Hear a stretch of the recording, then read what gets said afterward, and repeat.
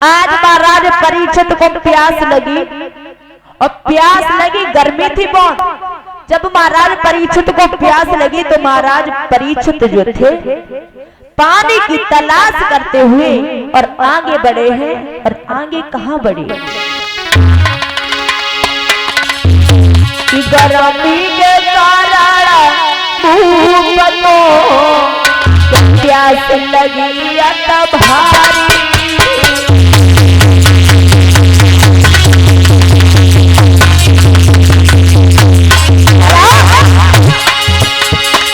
महाराज परीक्षित को प्यास लगी और जैसे ही प्यास लगी परीक्षित को तो पानी पीने के लिए महाराज परीक्षित आगे बढ़े।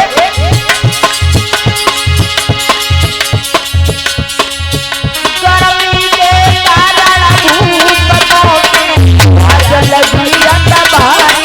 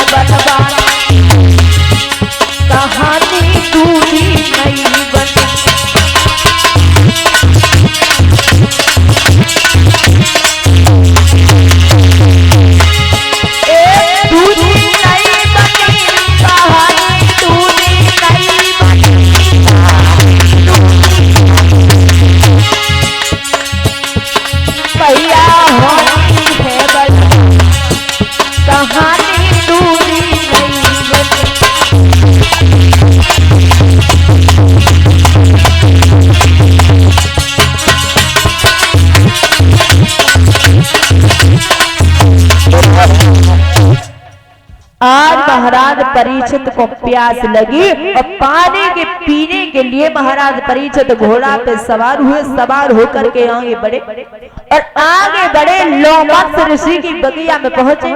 लोमस ऋषि जो समाधि लगाए थे, समाधि में लीन थे। इधर महाराज परीक्षित व बगिया में पहुंचे और जैसे ही परीक्षित ने लोमस ऋषि को देखे आंखें बंद किया हुआ, परीक्षित को अहंकार हो गया कि मैं इतना बड़ा राजा हूँ और बताओ ये छोटे से साधु महात्मा ने हमारी कदर नहीं जानी, हमारा सम्मान नहीं किया। लोग हमें देखते खड़े हो जाते, लोग हमें देख करके खड़े हो जाते हैं, लेकिन एक जरा से साधारण से महात्मा ने हमारा सम्मान नहीं किया। आज परीक्षित को क्रोध आ गया, लेकिन याद रखना महाराज परीक्षित कुछ नहीं करे, यानी कि कलयुग जो सवार था, कलयुग ने अपनी चाल चलाई है भैया, कलयुग ने चाल चलाई है।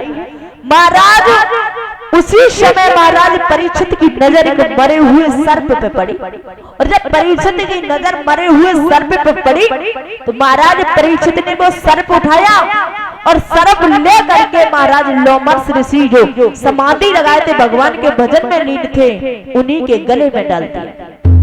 मरा हुआ सर्प डाल दिया है, बताया जाता है।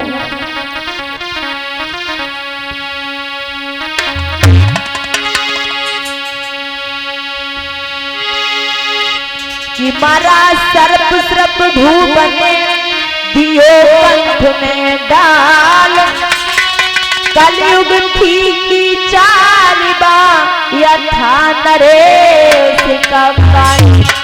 या तो समझो कलयुग की चाल थी या समझो कि महाराज परीक्षित का काल था। ध्यान रखना भैया, जैसे मरा हुआ सर्प डाल दिया लोमस ऋषि के गले में, उनके पुत्र जब श्रृंगी ऋषि को पता चला, लोमस ऋषि के पुत्र जब श्रृंगी ऋषि को पता चला, अब किसी का अपमान करोगे कोई बर्दाश्त कर लेगा? या किसी बेटे के सामने किसी पिता का अपमान करूं, कोई बर्दाश्त कर लेगा? महाराज जब श्रृंगी ऋषि को पता चला है, महाराज श्रृंगी ऋषि ने महाराज परीक्षित को श्राप दे दिया। श्राप दे दिया, जवाब दिया कि हे परीक्षित, तुमने मेरे पिता का अपमान किया है, जाओ मैं तुम्हें श्राप देता हूँ, आज के 7वें दिन यही तक्षक नाग जिंदा होकर के तुम्हें डसेगा। आज के 7वें दिन यही तक्षक नाग जिंदा होकर के तुम्हें खाएगा, क्योंकि तुमने मेरे पिता का अपमान किया है। याद रखना, साधु संत महात्मा अगर दरवाजे पर आए तो कभी भी इनको भगाना नहीं चाहिए। अगर किसी के बारे में अगर अच्छा ना बोल पाओ तो किसी के बारे में गलत मत बोलो। भगवान का स्वरूप होते हैं जो संत होते हैं। अब ये मत कहना कि संत तो हर तरीके के होते हैं। महात्मा तो आसाराम बापू होते, राम रहीम दास राम रहीम को है वे होते, लेकिन नहीं। याद रखना, संत वो होता है जिसके अंदर शांति होती है। महात्मा किसे कहते हैं? महाधन आत्मा, जिसकी आत्मा अच्छी हो, जिसका पवित्र हो, चरित्र अच्छा हो, उसे महात्मा कहते हैं। बाबा किसे कहते हैं? जब कोई आता है ना, कहते हैं कि बाबा आएगा कुछ दे दो, बाबा उसे कहते हैं जिसकी संसार के लोग बाबा करें, वो तो बाबा है। साधु किसे कहते हैं? जो अपने आप को साध ले, जिसके अंदर साधना हो, उसे साधु कहते हैं। महात्मा, साधु, संत, बाबा हर तरीके के आते हैं, लेकिन कभी कभी ऐसा भी होता है कि वही संत भगवान का रूप होते हैं, और वही संत अगर संत दरवाजे पर आ जाए तो उन्हें कभी खाली हाथ नहीं लौटाना चाहिए। क्या पता कि हमारा भगवान ही संत का रूप लेकर के आ जाए, हमारी परीक्षा लेने के लिए आ जाए, तो कभी भी भूखे हुए संत को तुम्हारे घर में अगर एक रोटी तो वही खिला दीजिए, लेकिन कभी भी अपने दरवाजे से खाली हाथ संत को मत लौटाना। इधर महाराज श्रृंगी ऋषि ने जब श्राप दे दिया है, महाराज परीक्षित को पता चला है, तो महाराज परीक्षित को बहुत बुरा लगा। महाराज परीक्षित को जवाब दिया, अब ये श्राप सही कैसे होगा, अब ये श्राप पूर्ण कैसे होगा? 7वां दिन मेरे पास 7 दिन है, 7 ही दिन में मेरी मृत्यु हो जाएगी। ध्यान रखना, आदमी 7 ही दिन में आया है, 7 ही दिन में जाएगा। 7 ही दिन भामरे पड़ती हैं, जो भी काम होता सिर्फ 7 दिन में होता है। यही 7 दिन में जो भी कुछ करना आपको, आपके पास 7 दिन है और 7 ही दिन में सब कुछ करना है। इसी में मरना, इसी में जीना, जो भी कुछ होगा 7 ही दिन में होगा। महाराज परीक्षित को चिंता लग गई भारी, जवाब दिया अब क्या करें? आज भैया सभी ने देश देश के राजा एकत्रित हुए हैं, सभी परीक्षित को बचने का मार्ग बता रहे हैं, कोई कुछ बता रहा, कोई कुछ बता रहे हैं। आज महाराज परीक्षित योगी वेश धारण करके अपनी पत्नी को छोड़ करके हरिहर गंगा के किनारे आनंद घाट पर बैठ जाते हैं। 88,000 ऋषियों के बीच में बैठ जाते हैं महाराज परीक्षित। अब भैया सभी ऋषि बैठे हैं, जवाब दिया कि हे ऋषि, परीक्षित महाराज से बोले हैं कि हे परीक्षित, श्राप तो वापस नहीं आ सकता, लेकिन इसका निवारण जरूर है। क्या आप श्रीमद् भागवत कथा सुनिए, हो सकता आपका कल्याण उसी में है, अगर आप श्रीमद् भागवत कथा को सुन लेंगे, क्योंकि आपके पास 7 दिन है, और 7 दिन अगर भगवान की कथा को सुन लिया तो आप पार हैं, ना आपकी मौत निश्चित है, क्योंकि श्राप लग चुका है और अब श्राप वापस आ नहीं सकता।